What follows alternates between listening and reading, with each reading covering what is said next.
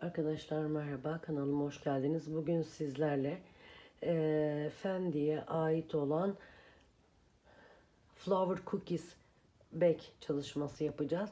Bunun için ben akril ip kullandım. İçeriğini belirtmiştim.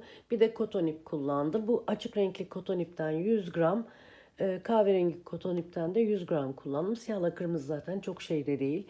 Çantanın görünüşü aynen bu şekilde. Kenarda böyle cookie'lerimiz var. Şöyle alttan gösterecek olursam bu şekilde. Hazırsanız tarifine geçelim. Arkadaşlar tekrar merhaba. Videonun başında görselini paylaşmış olduğum modeli Prada'ya ait olan çantanın yapımını paylaşacağım ben size. Böyle akrilik bir ip var elimde. Böyle kotona benziyor ama daha kalın. Bunu kullanacağım. Siz isterseniz makrome ip de kullanabilirsiniz. Ayrıca çantanın çiçekleri için de rengarenk çiçekleri de gördünüz. Onlar için koton ip kullanacağım. Önce gövdesini yapmaya başlayacağım. Bunun için ben 3,5 milim tığ kullandım. Kullanacağım daha doğrusu. Öncelikle 36 tane zincir çekerek başlıyorum. 36 zincir çektikten sonra bir zincir daha çekeceğim dönüş için. Ve çantanın daha düz görünmesi için bu zincirimizi ters çevireceğiz. Şu arkasındaki loplara çalışacağız. Bakın şunlara. Görünüyor mu bilmiyorum ama şöyle arkada böyle buralara sık iğne yapacağız. Şu arada böyle dik yatay çizgi gibi duran şu kısımlara batarak yapacağız. Buralara sık iğne yapmaya başlıyorum. Bunu şey için yapıyoruz. Çantanın altı daha sıkı durmasın, daha düzgün duruyor. Üstle aynı şekilde duruyor. Her bir bu çizgiye sık iğne yaparak ilerleyeceğim sıranın sonuna kadar. Ben sıranın sonuna kadar öreceğim. Dönüşte son alt taraftaki son sık iğneyi ve dönüşü birlikte yapacağız.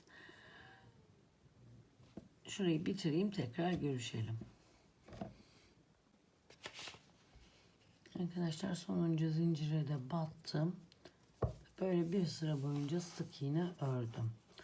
Sonrasında bir zincir çekiyorum. Örgümü ters çeviriyorum. Hemen bu zincirin dibinde, bakın şu zincirimiz, bunun dibindeki sık iğneye gelip bir tane daha sık iğne yapıyorum. Bu sırada da sık iğnelerimizi öreceğiz. Sıranın sonuna kadar.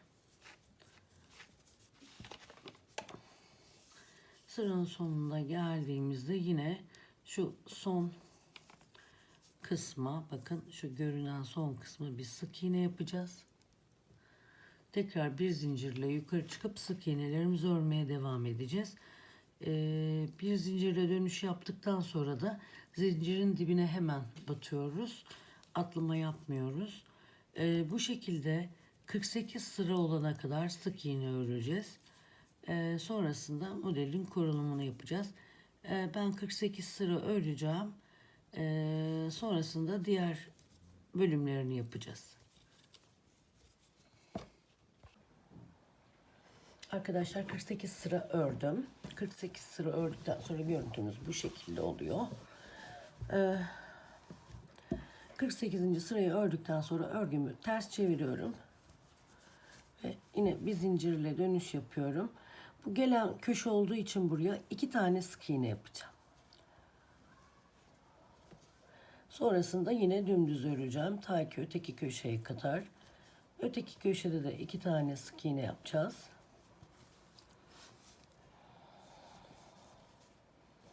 Ben sıranın sonuna kadar geleyim çünkü dümdüz öreceğiz. Sıranın sonunda köşeyi bir kez daha göstereceğim size. Arkadaşlar köşeye geldim. Hatta bu köşeyi birlikte örelim. Köşeye geldiğim zaman 2 tane sık iğne yapıyorum aynı yere. Sonrasında her gelen, bakın burası uzun kısmı, kesmemiz için çünkü dikiş yapacağız.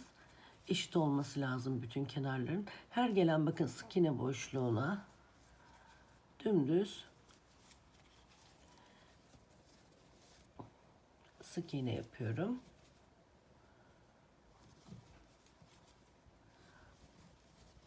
Bu şekilde devam edeceğiz sıranın sonuna kadar. Yine burada köşeye geldiğimizde bakın burası köşe. Köşeye 2 tane sık iğne yapacağız buraya dönüşü sağlarken. Burayı dümdüz öreceğiz. Tekrar köşeye sık iğne 2 tane dümdüz örüp bu köşeye kadar 2 ile başlamıştık zaten. Burada kaydırma yapıp birleştireceğiz ve ipimizi keseceğiz. Ben bu sırayı bitireyim, sonrasında tekrar görüşelim. Arkadaşlar burada aşağıdan 6 tane kalana kadar dümdüz ikinci sık iğnenin üstüne örerek bir tane bırakarak kenarda dümdüz ördüm. Bu saatten sonra bir şey yapacağız. İçeriye doğru gireceğiz hafif. Bu hatta şunu da yapsam mı? Yok, tamam.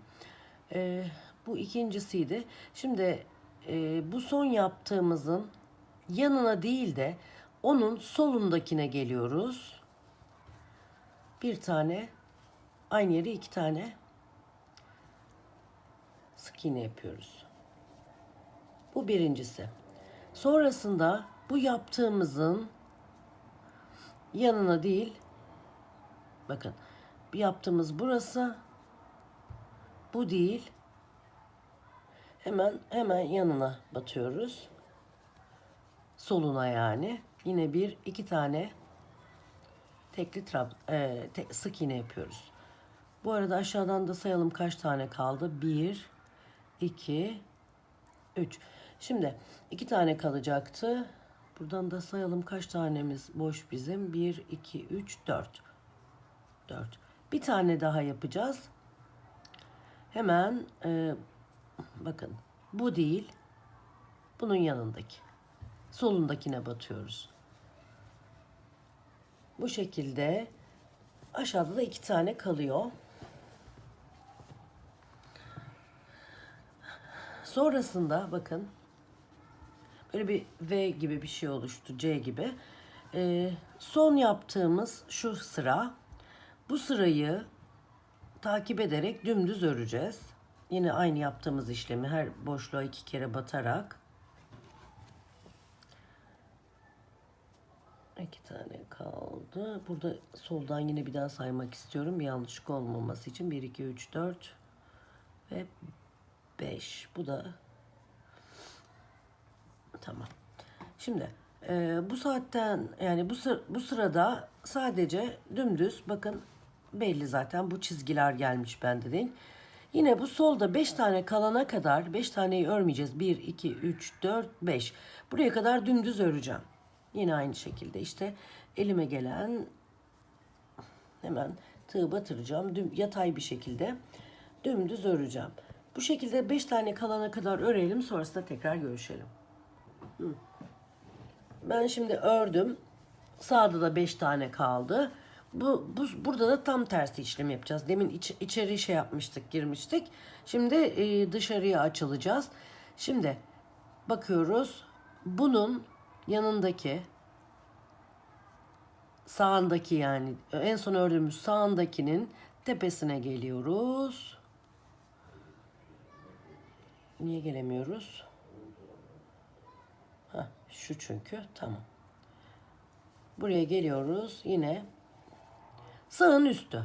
Farklı zor bir şey değil. Hani böyle karışık gibi görünebilir. Ben de çözene kadar yine bakın hem en son yaptığımız trabzanın yanı yani iki sık iğnenin yanındaki sık iğne şu. Biz buraya üste geleceğiz. Yanına değil, yanının üstüne geleceğiz. Sağ üstüne. Yakalayacağız. 1, 2. Aynı yere 2 sık iğne. Sonra bu en son yaptığımız yine bu. Bakalım hemen yanının şurasıymış yanı. Hemen buraya üstüne bir tane daha. İkili. 2 tane sık iğne aynı yere. Sonra şunun, bakın şunun üstüne geliyoruz yine. Ve sağda yine bir tane sık iğnemiz kalıyor. Onu da burada da örmemiştik biliyorsunuz. Şimdi bundan sonra zigzagımızı yaptık. Bundan sonra dümdüz yukarı ilerleyeceğiz ta ki buraya kadar. Yani tam bunun hizasını belirleyici koymuştuk ya. Dümdüz öreceğiz. İkinci sık iğnenin üstünden örerek buraya kadar geleceğiz. Buraya kadar örelim, sonrasında tekrar görüşelim. Arkadaşlar ben diğer uca kadar ördüm. Bakın şöyle bir görüntümüz oluştu. Şimdi bir sıraya geçeceğiz. Örgümü ters çeviriyorum. 2 zincir çekiyorum. 2 zincirle başlıyorum. Bakın bu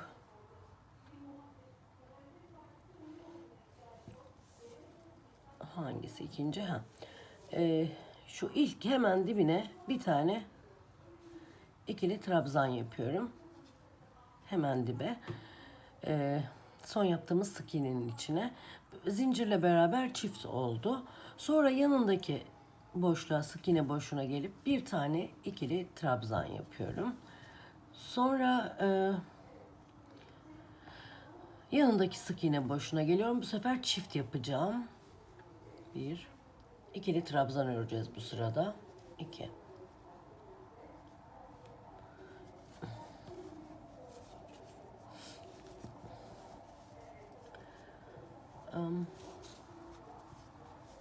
Şimdi en son çift ördük. Hemen yanına geliyorum. Çift. Tek, özür dilerim. Bir tane ikili trabzan. Hemen onun yanına bir tane ikili trabzan örüyorum. Sonrakinde bir tane ikili trabzan öreceğim. Sıranın sonuna kadar bu şekilde çiftle başladık. Zincirle beraber çift tek, çift tek, çift tek şeklinde sıranın sonuna kadar örelim. Arkadaşlar ben bir sıra boyunca ördüm. Bir tek bir çift şeklinde örmüştük.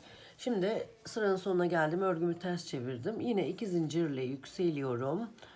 Hemen şuraya zincirin hemen dibine değil de yanına batıyorum. Bir tane ikili trabzan oluşturdum. Sonra yanına yine bir tane tekli ikili trabzan yapıyorum. Sonra yanına çift yapacağım. Bu sırada 2 tek bir çift olarak devam edeceğiz. Şimdi bir tek, ikinci tekimizi de ördük. Sonra çift. Sıranın sonuna kadar bu şekilde 2 tek bir çift şeklinde ikili trabzan öreceğiz. Sıranın sonunda bir üst sırada tekrar görüşeceğiz.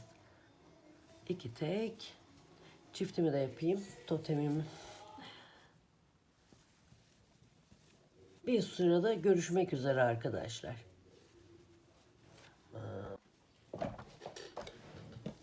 Arkadaşlar en son 2 tek bir çift örmüştük. Ondan sonra son bir sıra daha üstüne sadece her trabzanın başına bir tane örecek şekilde dümdüz gideceğiz. Hiç arttırma yapmadan dümdüz her trabzan boşluğunun tepesine bir tane örerek şöyle bir görüntü elde ediyoruz. Bu en son trabzanı ördükten sonra dümdüz ördükten sonra kahverengi ipi kesiyoruz. Bu noktada siyah ipe geçeceğiz. Onu da tarif edeyim.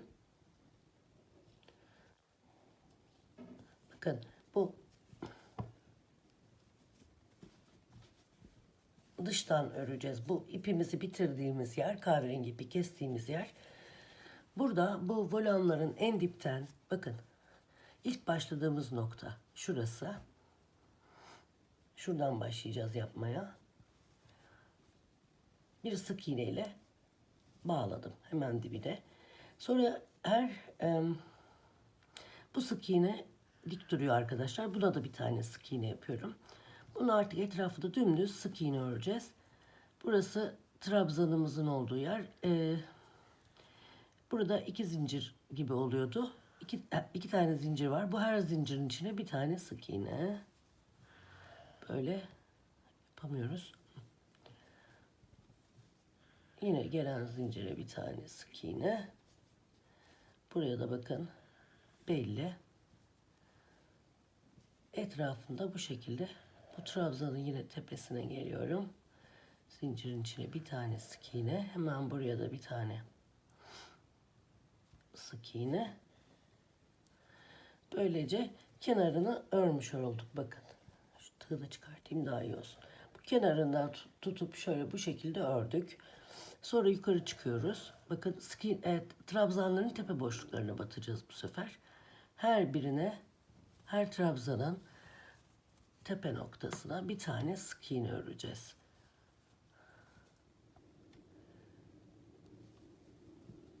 Bu şekilde sıranın sonuna kadar öreceğiz. Yine aynı şekilde burada da aşağıya inip tam bu sarı noktada kilitleyeceğiz.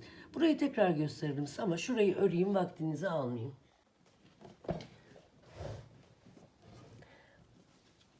Arkadaşlar ben sonuna kadar geldim. Bu koton ip biraz cins bir ip. Şimdi son sırayı ördüm. Şimdi aşağıya ineceğiz yine aynı şekilde demin yaptığımız gibi. Burada zincirler ters olduğu için biraz zor olacak ama batıracağım yine. 2 tane buraya yapıyorum. İkili trabzan olduğu için. Yine aşağı iniyoruz. Demin yaptığımızın tam tersi.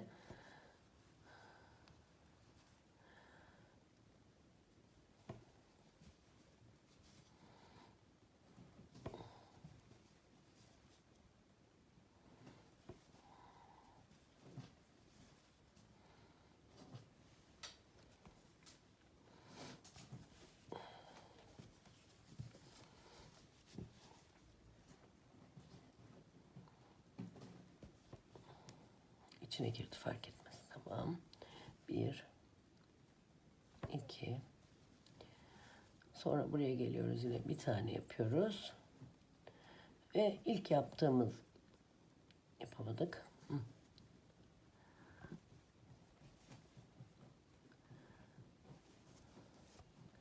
Hemen burada dipte siyah iple örmemizi bitiriyoruz ve ipimizi kesiyoruz. Bakın şöyle düzelttiğimizde şöyle bir görüntü oluşacak. Sonra ben bir tanesini daha yapacağım ama tekrar tarif edeyim size. Krem rengi ip kullanarak yine bunun gibi bir tane volan daha yapacağız böyle aşağıya kadar. Onun için de tam bu şeyin dibine gelecek ama yine de sayalım. 1, 2, 3, 4, 5, 6, 7, 8, 9, 10. 10 tane sayıp önce sonrasından başlayacağız yine böyle ta dibe kadar örmeye. 2 tane öreceğiz. Yine aynı mantık örecek. Ben bir tanesini yapacağım. İkincisini birlikte yaparız. Arkadaşlar bu şekilde ördüm ben bir parçasını, bir kenarını. Şimdi diğer kenarını da yapacağız birlikte. Yine aynı mantık yaptık. Bu 12 sıra boyunca yaptığımız kapağın üstü vardı ya. Onun hemen dibindeki, bakın şurada da daha net görünecek. Hemen o değil de onun bir önceki sık iğneden başlıyorum. Yine dibinin yanı bir alt. Hani hemen dibi değil de bir sık iğne altı. Çünkü volan olduğu için burayı kapatacak. Bu 12.'nin yani bu yaptığımız uzun şeyin hemen yanında bir altından başlıyoruz. Çok açıklayıcı olamadım ama umuyorum anlatabilmişimdir. Hemen bunun altı burası, hemen onun yanı ama başlangıç yeri değil de bir alt sıra. Bu şekilde yine şöyle toplarsak daha kolay bir şekilde yapacağız. Her boşluğa 2 tane sık iğne yapıyorduk biliyorsunuz. Yine böyle 2 tane sık iğne. Hemen onun dibine geliyorum yine.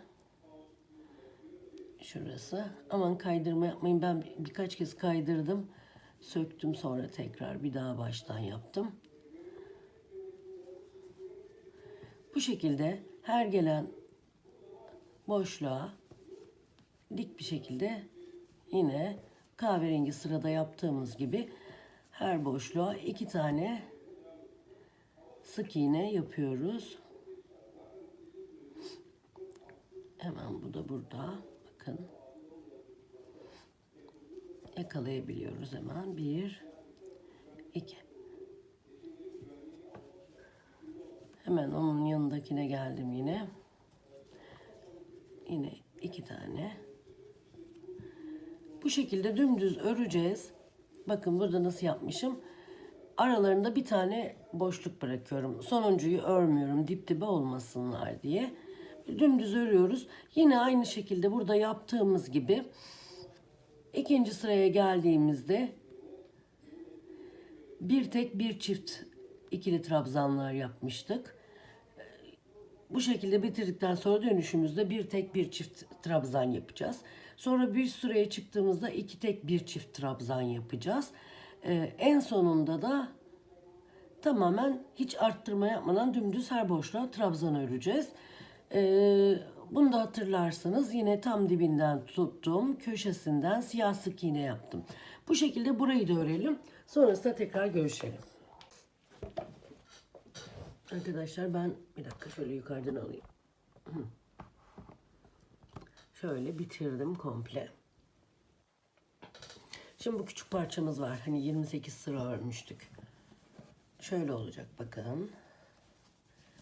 Bu böyle girecek. Bunu dikeceğiz zaten. Bir de aparat yanlarını da örmüştük biliyorsanız.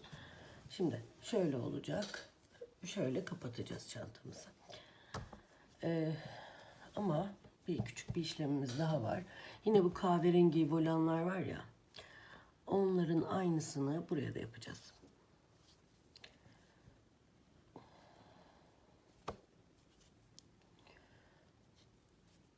Şimdi hemen buradan dipten neresi düzümüz? Bizim burası tamam.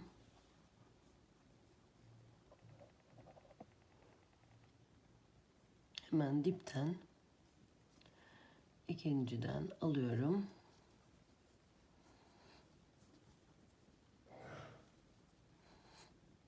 Yine aynı şekilde bir zincir, 2 tane sık iğne.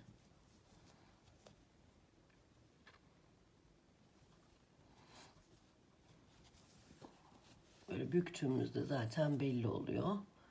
Böyle dümdüz gideceğiz.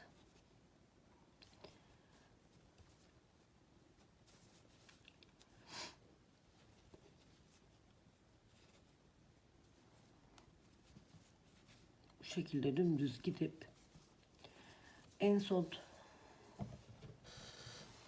burada 6 tane kalana kadar yapmıştık da bundan sonra verev örmüştük hatırlarsanız. İlk şeyde bakın.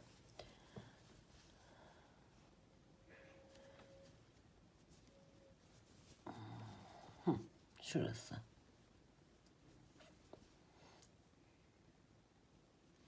Böyle sayalım. 1, 2, 3, 4, 5, 6. Evet. 6 tane kalınca yani şu altta hemen dönmeye başlıyorduk. Bir çaprazına biliyorsunuz. 2 tane hatta 1, 2, 3 tane bırakmıştık altta. Aynen hani videonun başında göstermiş olduğum gibi düz öreceğiz. 6 tane kalana kadar. Sonra içeriye verev gireceğiz. Burayı dümdüz örüp yine 1, 2, 3, 4, 5, 6. da sonra tekrar açacaktık. O şekilde burayı da öyle yapalım. Sonrasında çift sık iğne battık. Ondan sonra bir tek bir çift ikili trabzan. 2 tek bir çift ikili trabzan. Sonunda da dümdüz trabzanlar şeklinde ve üstünde de siyah iple sık iğnemiz vardı. Aynen o şekilde bunu da yapalım. Sonrasında motifi yapacağız. Arkadaşlar şimdi çiçeklerini yapacağız. Bu çiçeklerden orijinal çantada 4 tane vardı ama benim biraz kalın geldi koton ip. 3 tane yetecek gibi görünüyor. Bundan 3 tane yapacağım. Hani siz de ölçersiniz, hani dikimle dikerken. Bir dakika, ipler karıştı. Şimdi kırmızı ipimle başlıyorum. Bir sihirli halka yapıyorum. Sihirli halkanın içine 3 tane zincir yapacağım. 1, 2 ve 3. 3 zincir yaptıktan sonra bir tane tekli trabzan yapıyorum. Sonra bir zincir çekiyorum. Tekrar bir tane tekli trabzan. Bir zincir, tekli trabzan. Şimdi bu aralarda bizim 4 tane olması gerekiyor. 1, 2, 3 ve 4. Dördüncüyü de yapıyorum. Şimdi bir zincir ve yine tekli trabzanımı yaptım. Sonra ipimi sıkılıyorum.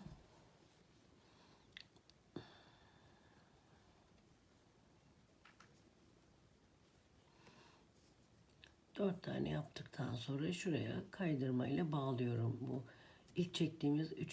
zincire. Sonrasında 1, 2, 3, 4, 5 zincir çekiyorum. Sadece buraya has. Hemen bu boşluğa gelip ikili 3 zincir çekip bir trabzan yapmıştık ya, oradaki boşluğa gelip bir tane yine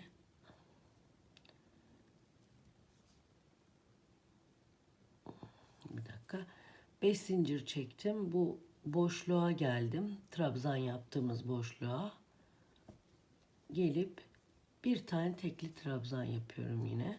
Sonrasında 1, 2, 3 zincir çekiyorum. Yine bir sonraki o bir zincirlik boşluğa girip yine bir tane tekli trabzan yapıyorum. Yine 1, 2, 3 zincir boşluğa gelip bir tane tekli trabzan, 1, 2, 3, 1, 2, 3 zincir yine boşluğa geliyorum. 4 tane boşluk oluşturdum. Sonrasında 3 zincir çekip 5. boşluğumu da bu trabzanın 3. bu 5 zincirin 3.'süne gelip sık iğne ile kaydırma ile bağladım. Bu noktada ipimi kesiyorum.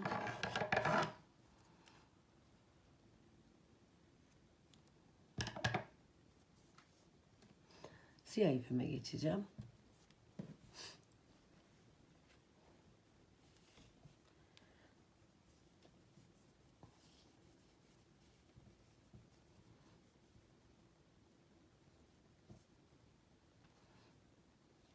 Siyah ipimi düğüm yaptım. Hemen zincir boşluğunun içine geliyorum.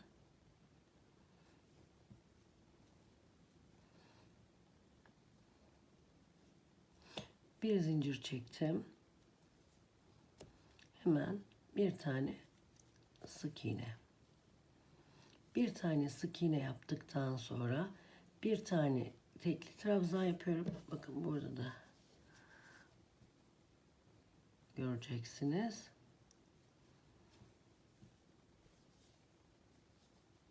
3 tane ikili trabzan yapacağım. 1, 2 ve 3. Sonrasında bir tane tekli trabzan, yine bir tane sık iğne. İlk boşluğu böyle doldurduk. İkinci boşluğa geçiyoruz direkt. Bir tane sık iğne yaptım. Bir tane tekli trabzan. 1, 2 ve 3 tane ikili trabzan.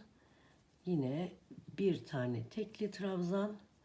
Bir tane sık iğne. Bunlardan toplamda 5 tane öreceğiz. Üçüncüyü de yapalım birlikte.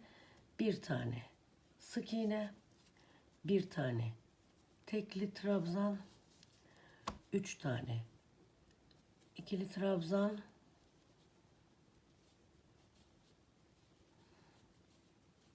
bir tane tekli trabzan ve bir sık iğne.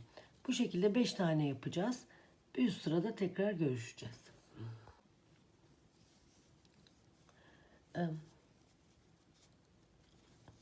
Beş tane yaptıktan sonra kaydırmayla bağladım ve ipimi kesiyorum. Burası örgümün düz tarafı. Şimdi tersini çevireceğim. Bu arada ipleri kesersek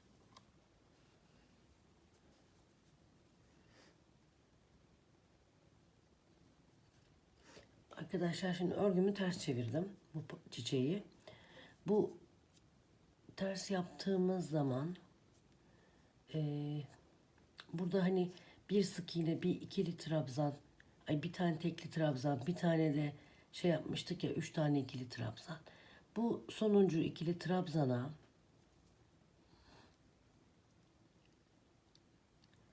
bu şekilde arkadan geçiriyorum ipi. Çok pardon. Böyle yandan görünüyor mu? Bakın şurası. Şuradan geçiriyorum.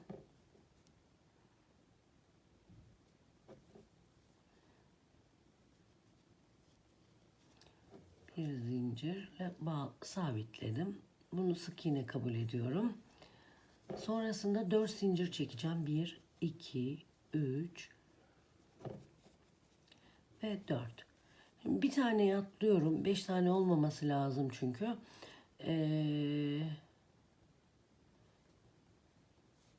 Bir tane hiç örmeden atlıyorum. İkinci papatyanın yine aynı şekilde ilk ikili trabzanına, önüme gelen ilk ikili trabzanına gövdesinden bu şekilde sık iğne ile bağlıyorum.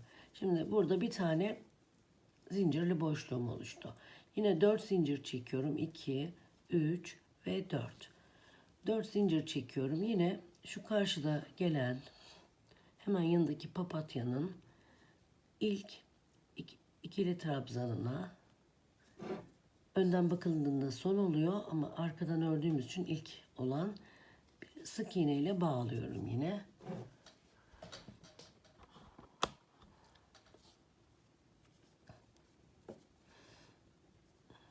Yine 4 zincir, 1, 2, 3 ve 4. Bakın bu papatyanın yine bu sık iğne, bu tekli trabzan, bu ikili trabzanın, yani ilk ikili trabzanın gövdesinden geçirip sık iğne ile bağladım. Toplamda 3 tane kutum oluştu şimdi. Sonuncuyu da yapıyorum. 1, 2, 3 ve 4. Bu direkt ilk yaptığımız bu yere yine bağladım. Bu şekilde 4 tane kutum oluştu. 1, 2, 3 ve 4. Sonra örgümü düz çevireceğim. Hemen bu zincir boşluğunun içine gelip bir tane sık iğne yaptım. Hemen burada da göstereyim size.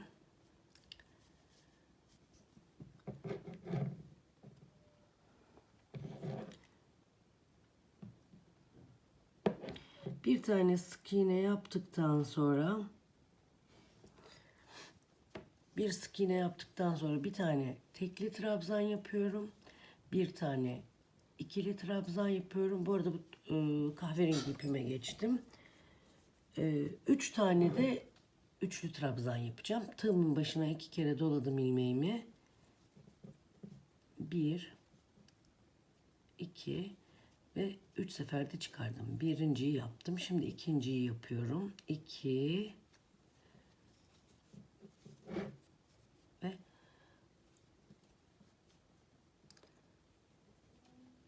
üçüncüyü de yaptım. Sonrasında aynı işlemin tersini yapacağız. bir tane tekli trabzan yine.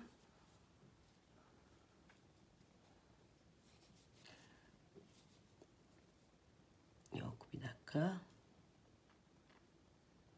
Tabii. 3 tane ikili trabzan yaptıktan sonra bir tane ikili trabzan, bir tane tekli trabzan ve bir tane sık iğne. Sonrasında bir sonrakine geçiyorum yine.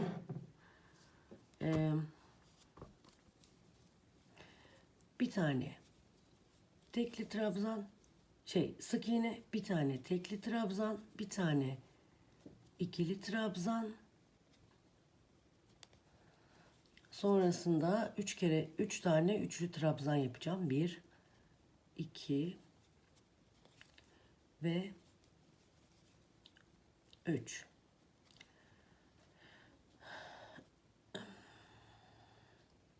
Geçiremedim. Sonrasında bir tane ikili trabzan, bir tane tekli trabzan, bir tane de sık iğne. Sonra üçüncüye geçiyoruz yine. Bir sık iğne ile başlıyorum yine.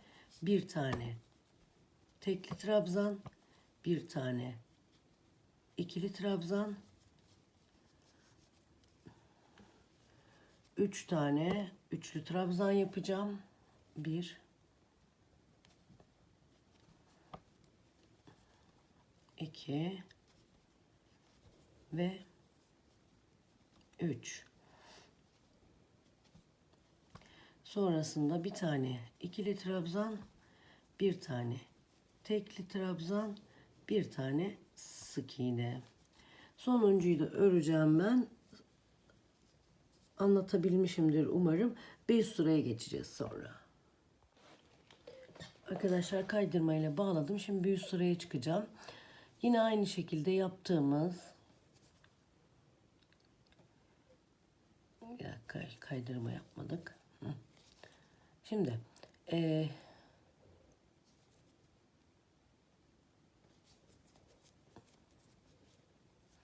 ilk yaptığımız sık iğneye yine gelip bir tane sık iğne yapıyoruz. Bir üst sıraya geçtik. Sonrasında yine bir tane tekli trabzan yapıyorum.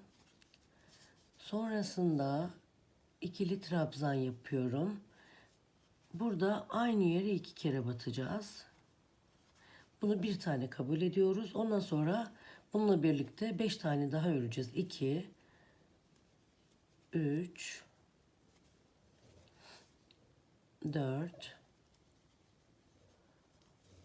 ve 5 tane ikili trabzan yaptım. Sonrasında bitiş yapıyoruz yine. Bir tane tekli trabzan, bir tane de sık iğne. Şimdi ikinci çiçeğe geçtik. Bir tane sık iğne, bir tane tekli trabzan. En başında çift batıyoruz. Aynı yere 2 tane ikili trabzan yapıyoruz. Bunu bir tane sayıyoruz. 1 2 3 4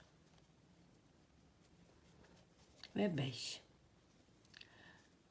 Sonrasında bir tane tekli trabzan, bir tane sık iğne ile bitiriyoruz. Bu sefer 3. yaprağımıza geçtik. Burada 4 tane yapacaktık. Yine bir tane sık iğne ile başlıyorum. Bir tane tekli trabzan yapıyorum. Alttaki tekli trabzanın tepesine bir tane ikili trabzan, aynı boşluğa 2 tane ikili trabzan yapacağım. Ve bunu bir tane kabul edeceğiz. 1 2 3 4 ve 5. Sonrasında bir tane tekli trabzan, bir tane sık iğne. Arkadaşlar, sonuncuyu da bu şekilde öreceğiz. Ondan sonra monte edeceğiz. Ben bitireyim bunu. Monte işlemini de tekrar birlikte yapalım. Arkadaşlar ben 3 tane öreceğim demiştim ama 4 tane sığdırdım. Sıkışık sıkışık da olsa bakın şu şekilde. Modele sadık kalalım dedim. Bu iki fırfırın arasında ortalayıp dikiyoruz. En sonuncuyu da bakın şöyle tam şeye dikeceğiz. Şu 12'lik uzun olan kısmı. İçten dikiyoruz. Bakın şöyle görünüyordur umarım. Hemen şuradan alttan bir boşluktan iğneyi geçiriyorum.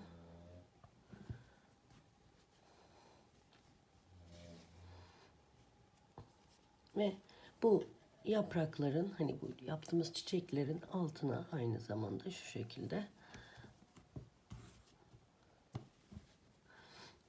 çok az tuttursak yeterli olacak. Hani öyle tamamen dikiş yapmayacağız.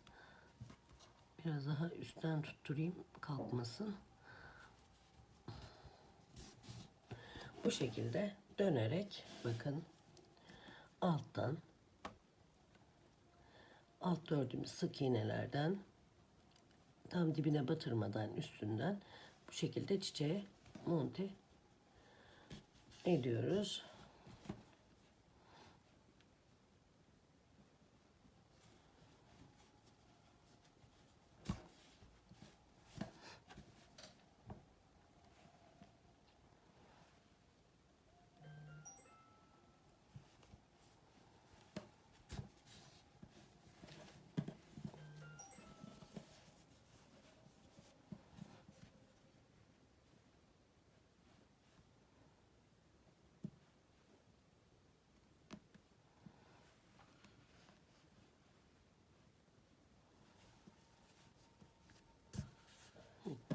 Bu şekilde etrafını dört şekilde yani dört çiçeği de dikeceğiz. Sonrasında çantaya adını veren cookies dediğimiz kurabiye şeklinde bir yuvarlaklar var. Onları da öreceğiz.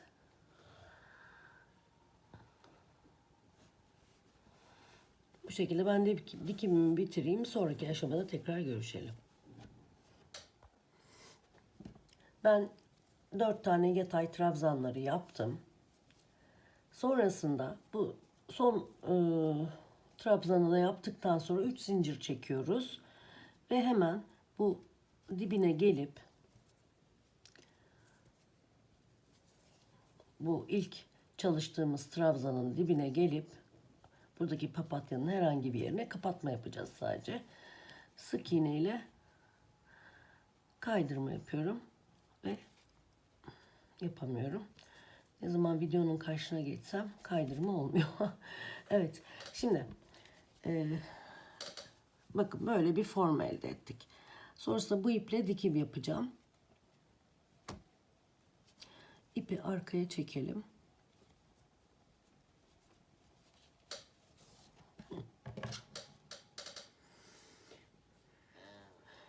Sonrasında iğneme geçiriyorum ipimi. Size şimdi dikişten de birazcık bahsetmek istiyorum. Toplamda 5 tane yaptık ya. Bu 5 tane papatya, hani bu 5 tane kurabiye her neyse. 2 tanesini bakın köşelere denk getirdim. Yani bu şöyle düşünün. Bu bizim çantamız böyle olacak. Burası yan kısmı olacak. İki taraf. Burası alt kısım.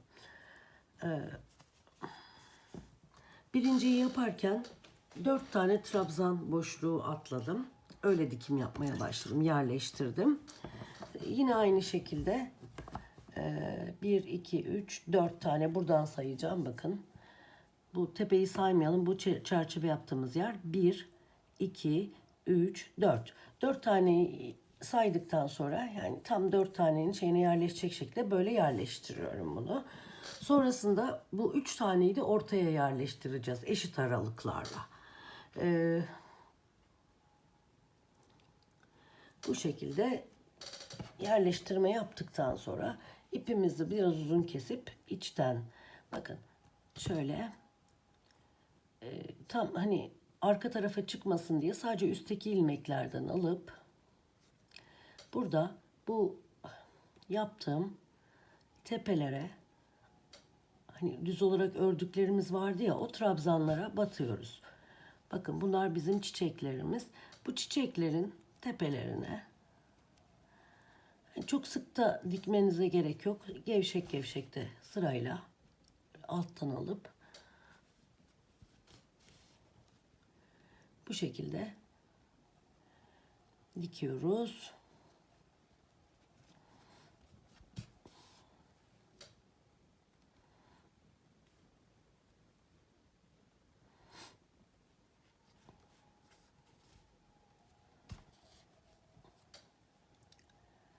Bu şekilde tepelerden yavaş yavaş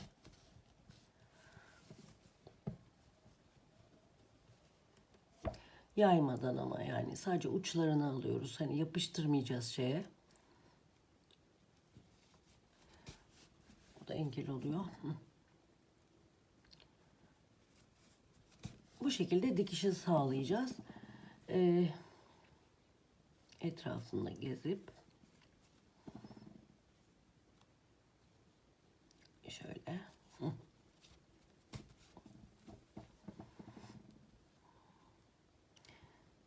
Bu şekilde bitirdikten sonra çantayı artık monte edeceğiz. Onu da göstereceğim size.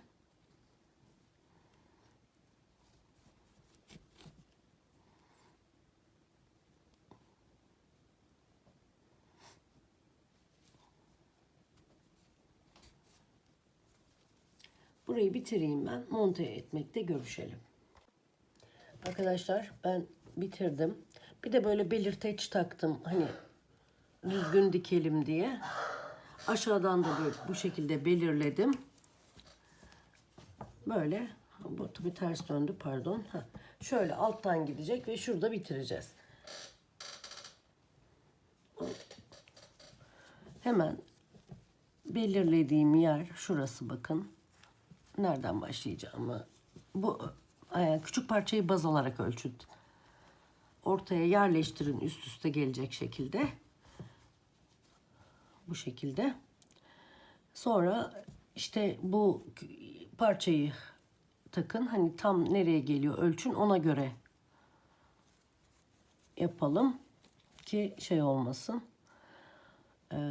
Problem çıkmasın diye. Şimdi ben bunu yerleştirdim. Bakın şöyle. Üst üste geldi. Tam bir tane atlamışım. Bir tane üstten almışım. Tamam. Şuradan bakın şu parçayı alacağım. Hatta ipi şuraya geçireyim ben. Çünkü kaydırma olursa, hani düzgün birleşmezse bombeli olur. Burasıymış. Bu şekilde buradan artık yavaş yavaş dikmeye başlayacağım. Daha doğrusu örerek yapacağız, kaydırmayla. Bakın. Şurayı alacağım ve şu kısmı, yani arka lobları, şu arkalar, arka başaklar, birbirine bakın, arka başaklar. Bu noktada ipimi takıyorum. Tabii ben bütün almışım bunu. Buradan arka başağından ikisinden geçirdim. İpimi kaydırdım. Bir zincir çektim. Bunu içeri saklayacağım, bu ipi. Yine çıkarsa arkaya saklarız. Sırayla şimdi yapmaya başlıyorum. Bunu yaptım. Sırada bu var. Bunun karşısına denk gelen şu arka. Bakın. Onu da aldım. Kaydırdım. Yine sırayla bunu aldım. Karşısına denk geleni aldım. Kaydırdım. Bunun arkasını aldım. Karşısına denk gelenin altta kalan kısmını aldım. Kaydırdım. Buna denk gelen bu. Aldım. Kaydırdım. Bu şekilde tamamen her tarafı, dört tarafında dikeceğiz. Aslında üç tarafı, dört tarafı değil. Sonra iç kısmını dikeceğiz aynı şekilde. Ben bu birleştirme işlemini yapayım, tekrar görüşelim. Arkadaşlar ben sapı da yapmaya başladım. Birazcık bilgi vereyim hakkında. Normal 4 zincir çekerek başladım. 3 tane sık iğne.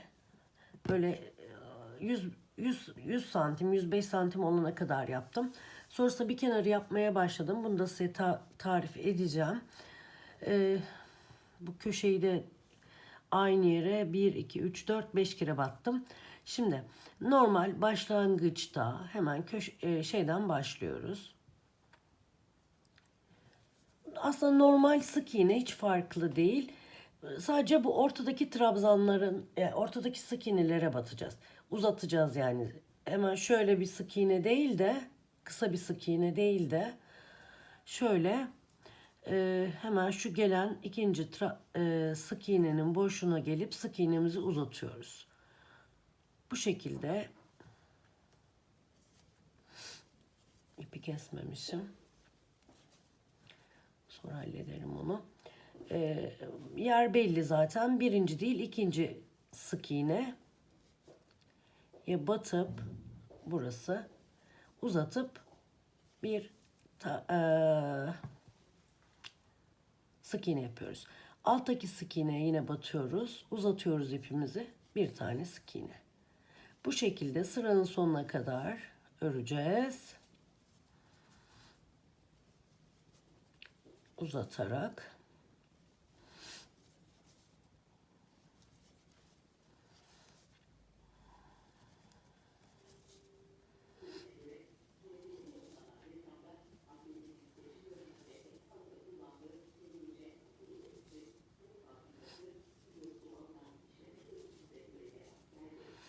Bu şekilde örüyoruz. Köşeye geldiğimiz zaman sadece aynı boşluğa denk geliyor. Çünkü yapamayacağız. 1, 2, 3, 4, 5. Köşeye aynı yere 5 tane batacağız ki yuvarlaklaştırabilelim diye. Bu şekilde beyazla örelim sıranın sonuna kadar. Bir de kahverengi ipimizle de bir sıra öreceğiz. Onu da göstereceğim size. Arkadaşlar yani çantayı da göstermedim size. Böyle monte ettim. Böyle şeyleri görünüyor. Kurabiyeler. Böyle bu tarafta da bu şekilde ve şey yaptım. Nerede o? Çıt çıt çıktım çantama bir de. Bakın şöyle. Kapatıyorsunuz. Bu şekilde bir görüntü elde ediyoruz. Sap bu arada beyaz iple de ördüm ben. Sonrasında bir sıra kahverengi iple öreceğim. Ben şeyi de göstereyim sana nasıl yapacağımı. Hemen sık iğne, ilk sık iğneye bu sefer şunu indireyim biraz. Hemen üst sık iğneye batıyorum. 3 tane sık iğne yapıyorum. Sonra bir taneyi atlayacağım, bir uzun çubuğu. İkincinin dibindeki sık iğneye gelip, yani ikinci uzun beyazın 3 tane ikili trabzan yapacağım yine. 3 tane sık iğne yapacağım, özür dilerim. Şimdi bu birincisiydi. Bu ikincisi. Bir tane atlayıp ikincisinin dibine yapıyoruz hemen. 3 tane sık iğne. Bir kere daha göstereyim. Bu birinciyi atlıyoruz. İkincinin dibine hemen bakın. Zaten belli ama üst taraftan batacağız. Uzatmadan bu sefer. 2 3. Yine bir tane atlayıp hemen ikinci uzunun dibindeki sık iğneye ama tepeye aşağıya değil 3 tane sık iğne yapıyoruz. Bu şekilde sıranın sonuna kadar öreceğiz ve sapımız da bitecek. Sonra sadece şuradan kenarlardan monte edeceğim. İzlediğiniz için çok teşekkür ediyorum arkadaşlar. Umarım videomu beğenmişsinizdir. Eğer beğendiyseniz beğen butonuna tıklayıp abone olmayı unutmayın lütfen. Bir dahaki projelerde görüşmek dileğiyle. Hoşçakalın.